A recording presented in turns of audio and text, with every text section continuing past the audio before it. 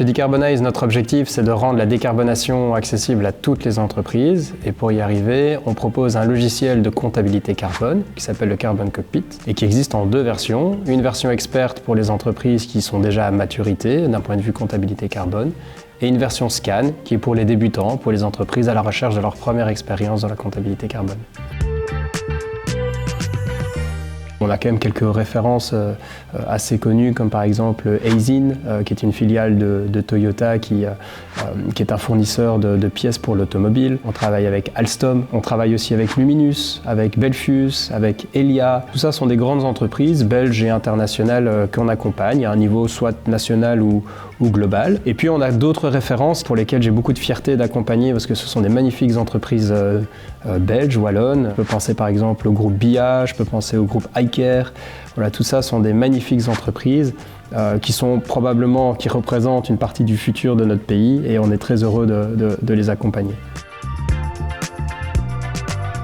Alors nous, notre entreprise, elle est innovante parce qu'on travaille sur déjà une industrie qui est en cours de construction. Donc tous les jours, il y a des nouveautés qui doivent être inclus, des changements réglementaires, des changements de besoins auprès de nos clients et donc il faut avoir suffisamment d'agilité que pour suivre cette évolution. D'un point de vue technologique aussi, on utilise les dernières technologies qui sont à notre disposition pour pouvoir s'inscrire dans ce marché. Alors je pense par exemple à l'intelligence artificielle, je pense par exemple à des techniques d'acquisition de données qui sont relativement sophistiquées, à des méthodologies de reporting, de présentation des résultats. Et tout ça font que l'entreprise s'inscrit dans une innovation permanente.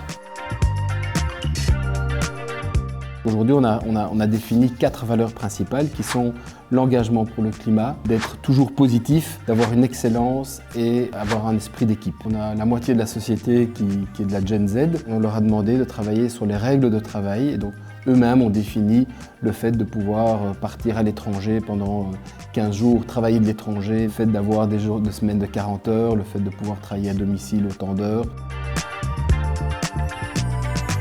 On est passé de 4 personnes à 25 personnes en moins de 2 ans, donc la croissance est assez importante. On est passé de 12 clients à plus de 150 clients, donc la croissance est forte. Ce qui est très important pour nous, c'est d'augmenter la partie de revenus récurrents liée à la vente de notre outil, le Carbon Cockpit.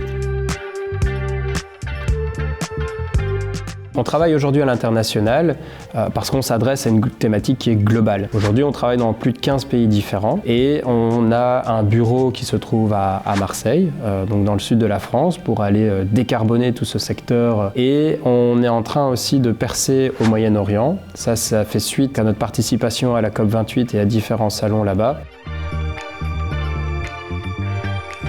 Transformer le business model d'une entreprise vers un modèle plus durable est économiquement compétitif. Donc les sociétés de demain qui auront démontré qu'elles ont un business model qui est respectueux de la biodiversité, des émissions carbone, mais aussi du côté social et du société gouvernance, seront beaucoup plus attractives pour les candidats qui veulent travailler dans la société, mais aussi pour leurs clients ou pour leurs investisseurs ou pour leurs fournisseurs. Donc être durable, c'est être plus compétitif.